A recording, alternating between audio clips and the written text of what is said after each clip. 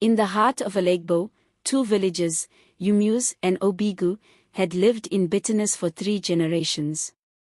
The elders said it began over a piece of land by the river Iocha. Blood had been spilled, warriors buried, and the gods themselves had turned their faces away from peace. A law was passed. Let no man of Ụmueze take a wife from Obeagu, nor let any woman of Obeagu marry into Ụmueze.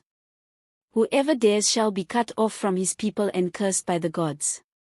It was the unbreakable law, until love decided otherwise. The sun had begun to set, casting gold over the thick forest between the two lands. Ada, the only daughter of the Obi of Ụmueze, carried a bundle of firewood. She was not supposed to be this far. Her father's guards had warned her that the border was dangerous.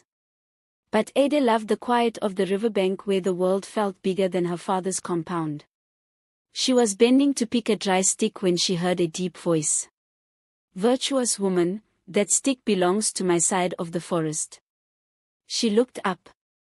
A tall man stood a few feet away, his skin bronzed by the sun, his eyes sharp yet warm. Obina, a hunter from Obeagu. Ada's heart stuttered. She knew his kind, the enemy.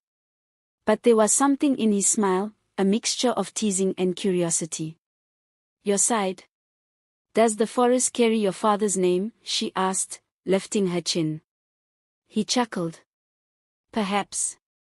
But today, I will allow you to cross the line, if you tell me your name." She should have walked away. She should have remembered the law. Instead, she said softly, "Ada, daughter of no one you should know." They parted before nightfall, but something had already begun. Weeks passed. Ada returned again and again under the excuse of gathering herbs. Each time, Obina would appear. Sometimes they would sit by the river, speaking in hushed tones about the things they loved, the sound of the drum, the scent of rain on the earth, the taste of palm wine at festivals. One night, the moonlight poured over the water like silver.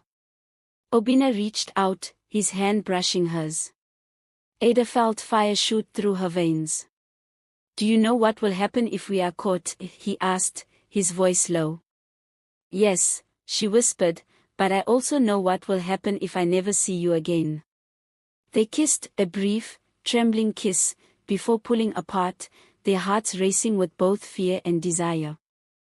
Love is like palm wine, it cannot be hidden for long.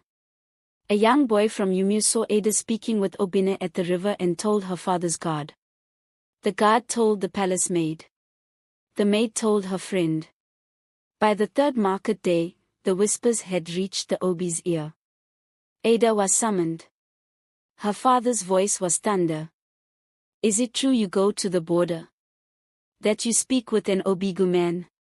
Ada's throat tightened. "He is not just a man. He is." "Silence," the Obi roared. "If I hear this again, you will be locked inside this compound until the gods take you for marriage." But her father's warning did not kill her love, it only made it more dangerous. One Harmattan evening, Obina did not come to the river. When he finally appeared the next day, his arm was bound with fresh palm leaves, blood seeping through. "A wild boar attacked me," he explained. "But it is nothing." Ada knelt, unwrapping the leaves with trembling fingers. She had brought herbs and ground camwood from the palace store. "If you die, I will never forgive you," she whispered, pressing her forehead to his chest. Obina's good arm wrapped around her, and for a moment, they forgot the world, until the sound of snapping twigs broke the spell. They turned to see Ezeokik, a feared warrior from Ụmueze, Ada's cousin, staring at them with a look of betrayal. Ezeokik carried the news to the Obi. The law demanded that the lovers be separated, and Obina punished. But this matter was not ordinary, it was between 2 royal lines, for Obina was the son of Obeagu's war chief. The elders decided to take the matter before Olusi Iocha, the river deity who had witnessed bloodshed in the border war. The lovers were summoned to the shrine.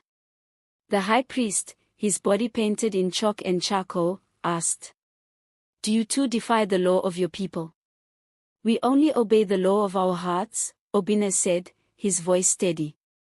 The high priest's eyes narrowed. If the gods wish for your union, they will send a sign. Until then, you must not see each other. The sign came sooner than anyone expected. For 7 days, the sky was clear.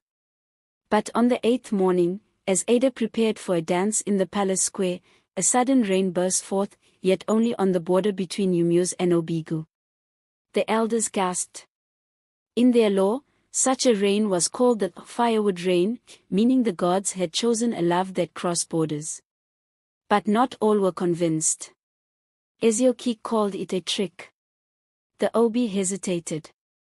The war chief of Obeagu demanded proof that this love would bring peace, not war. The next New Yam festival was chosen as the final trial. If the lovers could dance together before the entire gathering without angering the gods, the law would be broken. On the festival day, the air smelled of roasted yam and spicy pepper soup. Masquerades leapt in the square, drums thundering like the heartbeat of the earth. Ada entered in a red George wrapper, coral beads heavy on her neck. Obeagu stepped into the arena in a leopard skin vest, his body oiled and glistening. They began the dance, slow, deliberate steps in time with the Ojin bell. Every eye was on them. Every heart held its breath. Halfway through, a streak of lightning tore the sky, followed by a clap of thunder. The people gasped, but the lightning struck a nearby Udara tree, not them. The high priest raised his staff. The gods have spoken. Let no man or woman in this land stand against this union. The square erupted in ululations, drumbeats, and joy. Ada and Obeagu were married under a full moon, their hands tied with a red cloth to symbolize unity. Their wedding feast lasted 3 days, with yams, palm wine, and laughter spilling across the border for the first time in living memory. The 2 villages lifted the curse. Trade flowed again. Children played on both sides of the river. And when Ada gathered firewood in her later years, she would smile at the riverbank, remembering the day the forest gave her more than wood. It gave her a love that even the gods could not forbid.